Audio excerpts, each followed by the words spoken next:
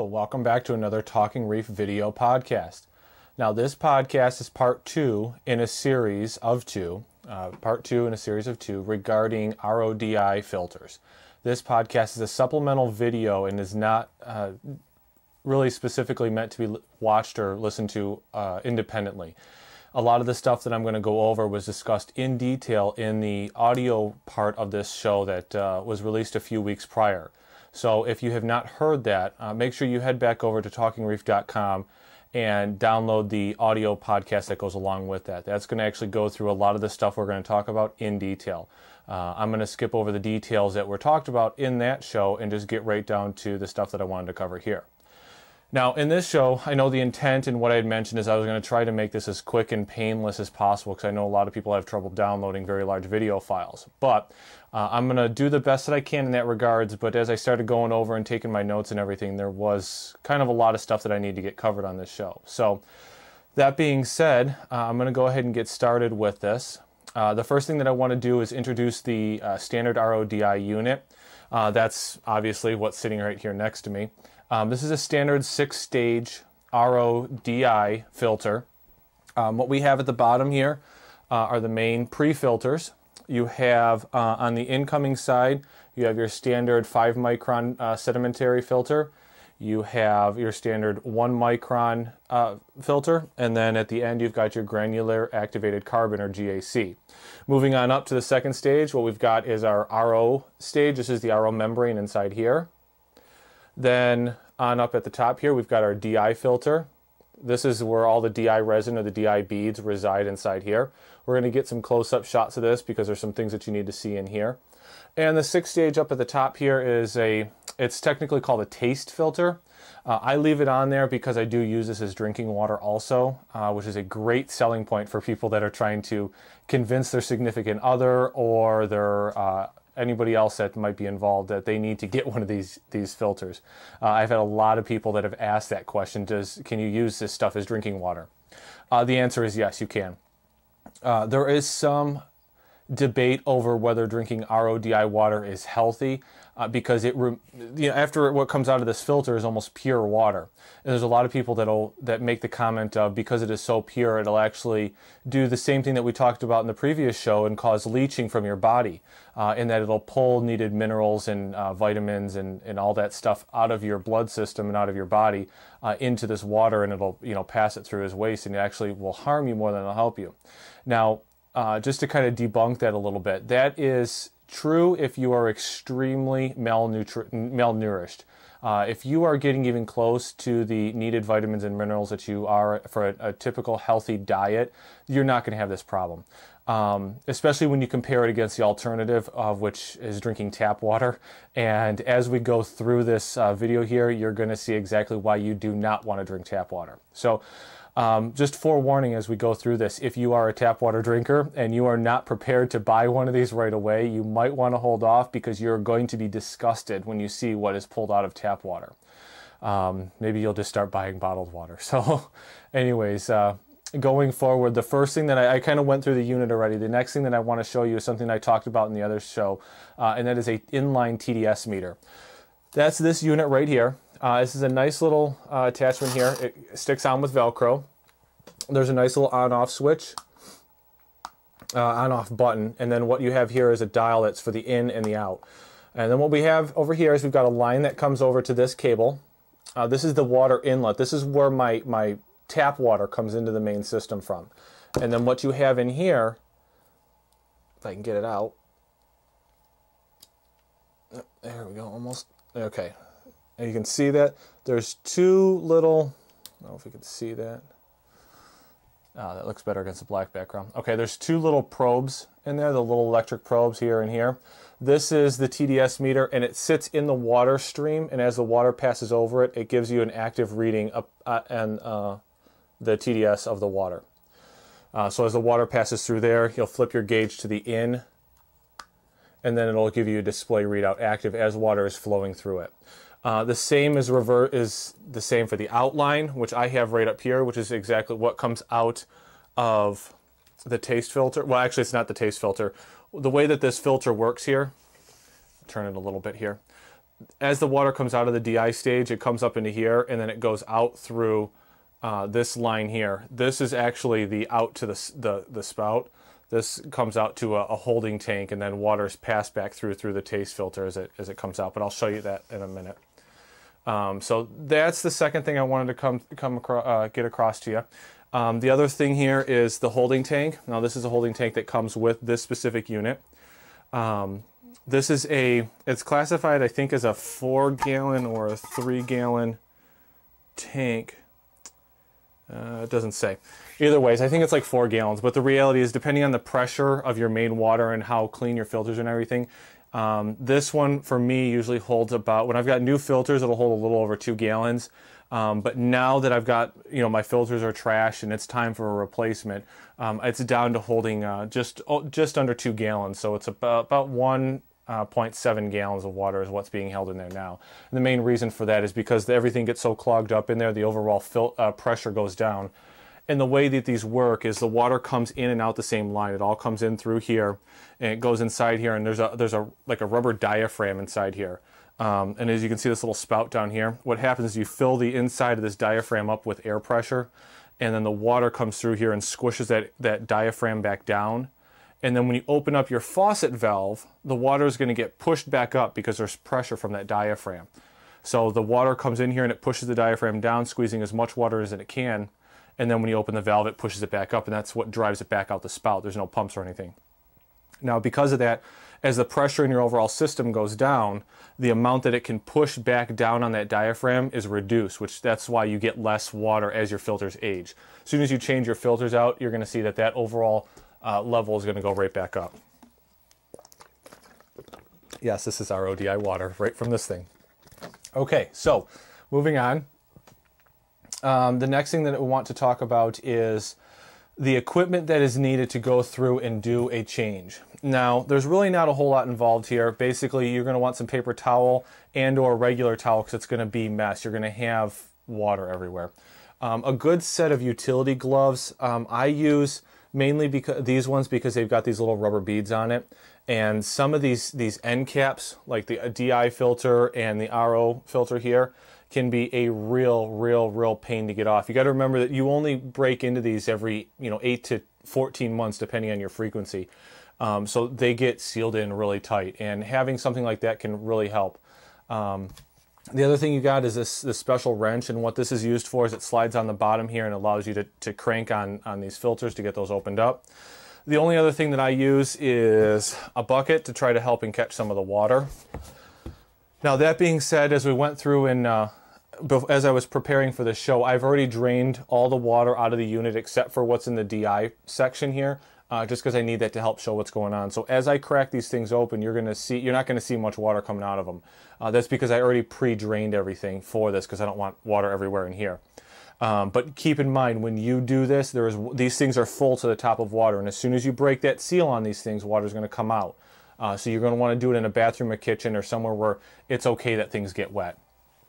So what I'm going to do is I'm going to move this out of the way a little bit, because what I want to do is I want to show you something that I promised in the last show, and that's a teardown of an RODI membrane. Now, the first thing is this is a new membrane. They come in a sealed plastic bag. You want to make sure you leave it in there. But this is a standard membrane. The water comes in one side and comes out the other side. This is not a hollow straight through tube.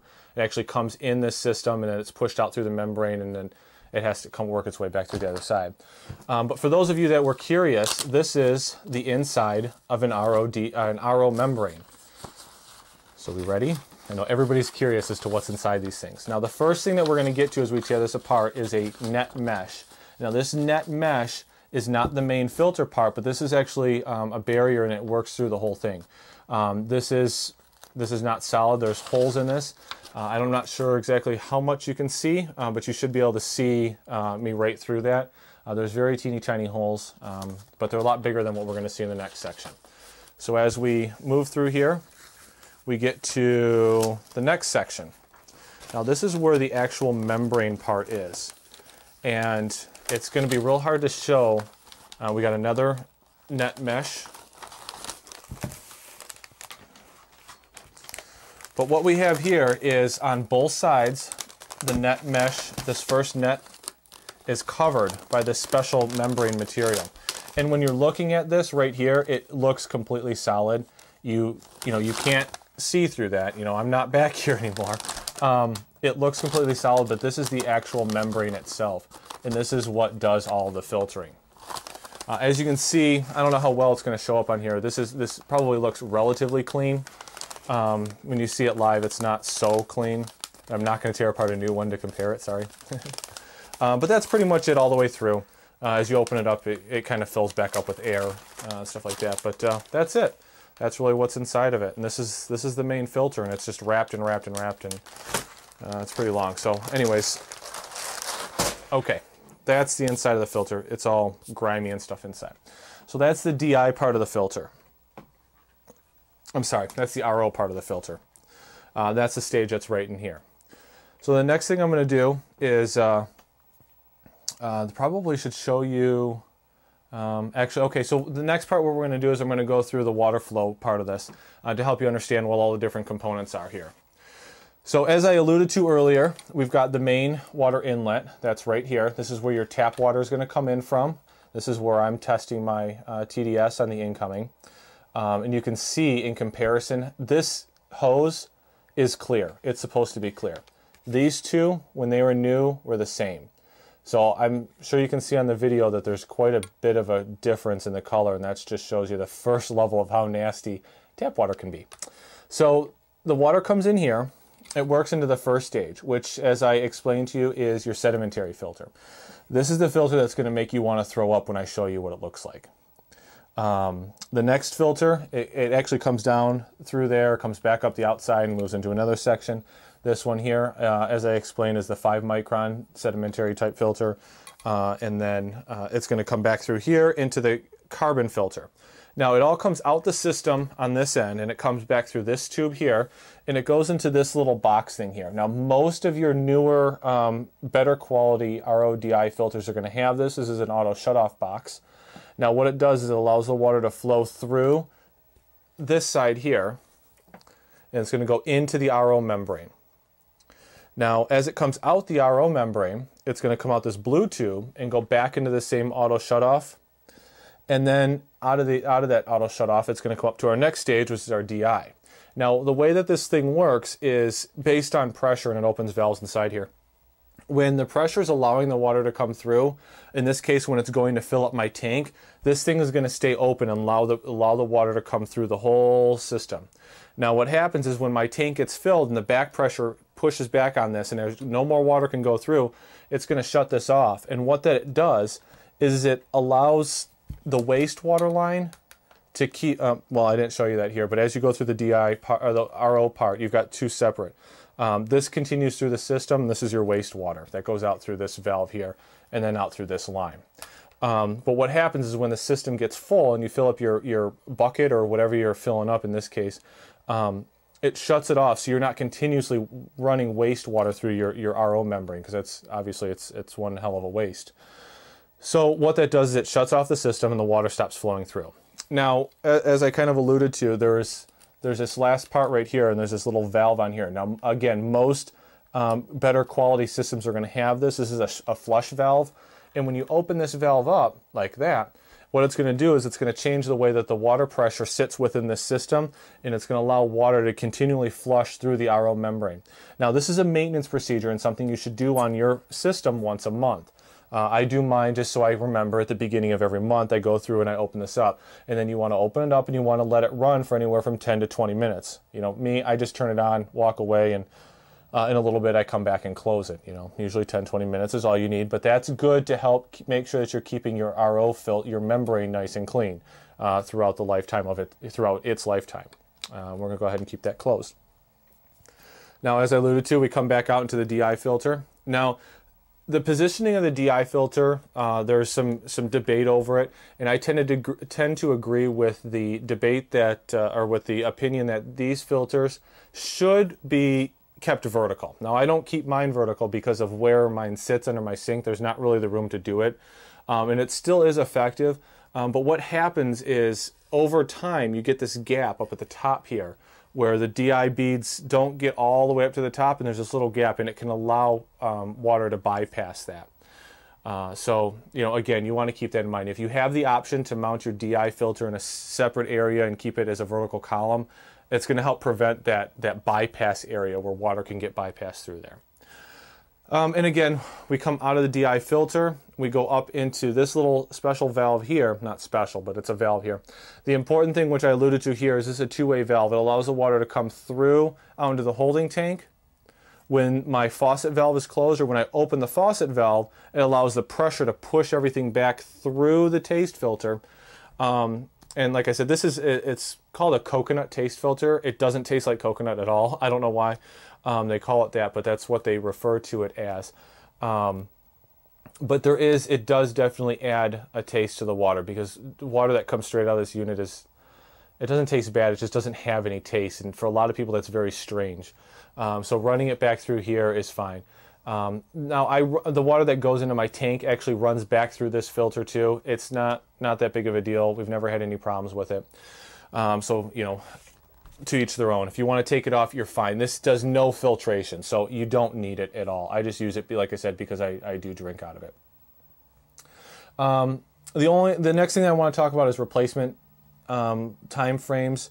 Everything on here I replace pretty much yearly. Once a year I'll go through that, like I said, when my TDS meter is indicating it. So the only thing is this taste filter, if you do have one, these get replaced on every other change. So this filter is good for basically 2 years.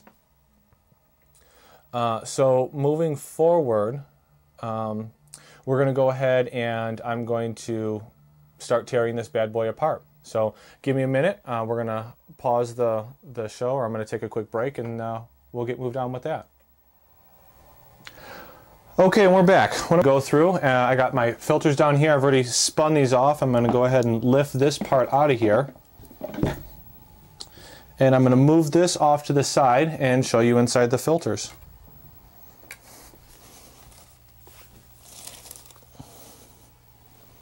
Okay, now this is the part that I'm warning everybody about. First of all, I'm going to show you the first stage. This is our new sedimentary filter. This is the first filter that you're going to see working through all of this stuff. I can get my paper towel. So I'm going to need this.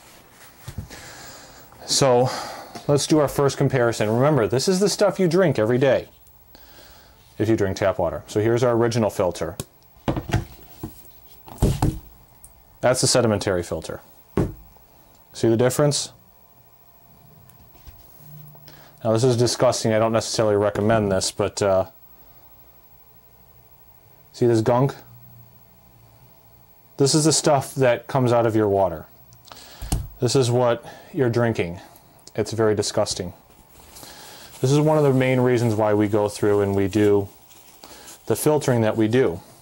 So let me clean this off here. Just wanted to make sure you all understood how disgusting that is.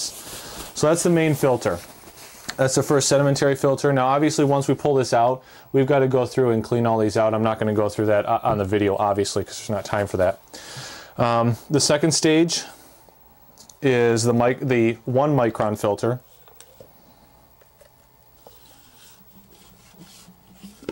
That's it. You can't really tell as much. That's a new one. Most of the dirt on the outside, most of the filtering is actually done on the inside of this filter. I don't know if you can see here, but again, this is after the 1 micron or the 5 micron filter. We're still getting nasty stuff in there. And then the last one, this one you're not going to be able to, well, yeah, you'll see. This is after the 1 micron filter. Yeah, my hands are still getting disgusting. So this is after 1 micron. See the difference? Night and day. So after we get through all that filtration, you're still left with this stuff. So that's the first ones. So as I alluded to, these things are just disgusting. You know, I mean, the next phase in this is to go through and rinse all these out, clean these out real nice. You've got O-rings inside here. You want to make sure that you keep those in there. You don't want to lose those. Your main filter itself, you've got the undersides here. You want to make sure all of these get cleaned out inside. This we can actually give you a chance to show you a little bit how the water comes in. It spits out this little hole back here, comes in the filter, and it comes back up this way, moves on to the next one, comes out the little hole. Yeah, there you go, you can see it now. Comes in that hole, and it comes down around the outside of the filter and comes right back up the middle of the filter. That's how those work. That's what that looks like. So I'm going to go ahead and go through the first part of cleaning these all up, and I'm going to break. I'm going to break and I'm going to clean all that up. And when I come back, we're going to go through the second part of the teardown. So we'll be back in just a second. Okay, so I got that cleaned out. I'm going to go ahead and start dropping the new filters back in here. There's usually a little spot at the bottom. You want to make sure that you hit that spot. If we look inside here, there's that little notch. Same thing. There's a notch in the bottom of these. So you want to make sure, obviously, you put these in the right way too. A lot of them have little gaskets on the top and sometimes on the bottom. You want to make sure that those stay on and are not lost. It's also very important when you're rinsing these out and cleaning them out, make sure before you put this system back together, these O-rings, make sure that they're in there, because if you don't have that O-ring in there, you're going to have water leaking all over the place. Yep, this one's got it too. Got these little gaskets on there too. So again, we want to just drop these in. And then what we're going to do is go ahead and put these back on.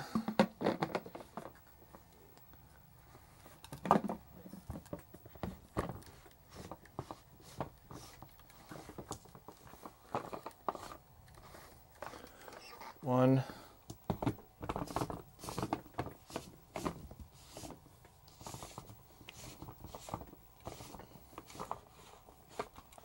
Two.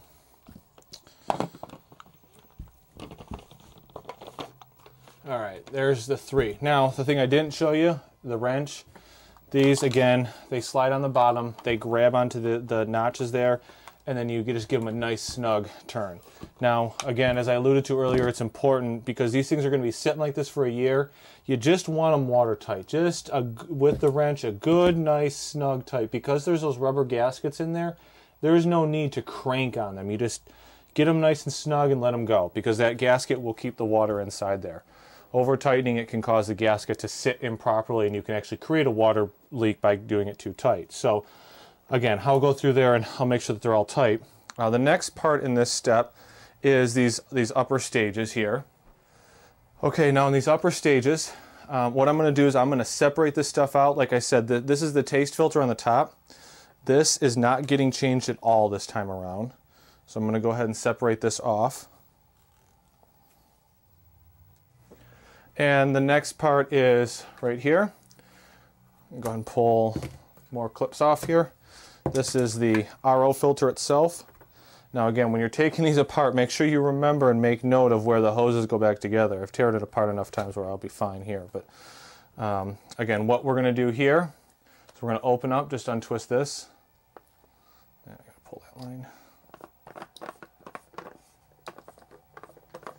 Okay, and then we're going to pull that off. Now inside here, we got another O-ring. Now these, I've already, yeah, okay, this one's still snug. These usually take a little bit of working to get them out of there, because there is a gasket inside there. Oh, maybe you heard that, there's a release of air. So there's this gasket inside of here that keeps it in there and sealed nice and tight. So we're going to pull that out. Again, I already showed you the inside of those, so I'm not going to tear that apart. But that's pretty much it there. I'm going to take the new one now, and that's just going to slide right back in there. There we go. Fit it in there nice and tight. I'm going to put my end cap back on. Tighten it up. Just hand tight, and that's all we need. Go ahead and, oh, you know what? There's a nice little diagram on here that maybe people would like to see. If you don't have a unit like this, you might not get a diagram like this. But it gives you a nice little example. Now, I don't know if you can read it, but there's a little thing here. So it says, this is a bacteria size, 0.4 micron to 0.1 micron. That's that large circle. That's about the approximate size of a bacteria. Now, the next one is a virus. It's 0.02 micron to 0.4 micron.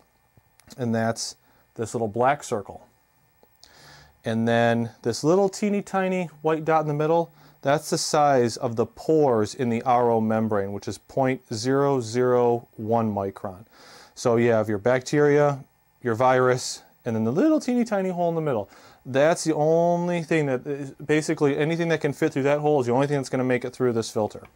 Which, as we talked about in the last, we went through that in more detail in the last show, is what gets filtered out and what's rejected by an RO membrane and what's not rejected.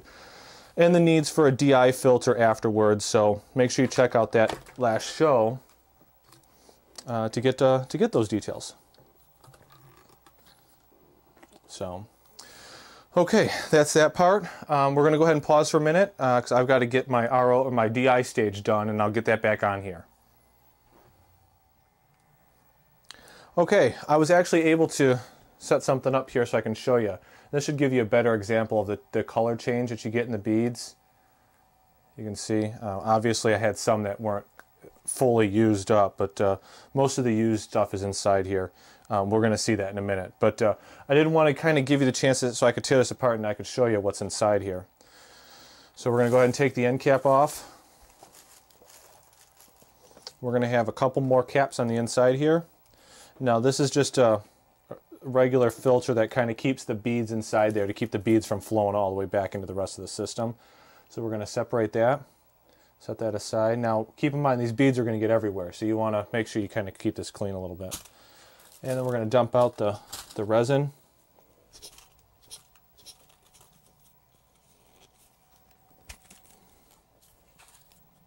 There it goes. Okay, we got it nice and empty. And as you can see here,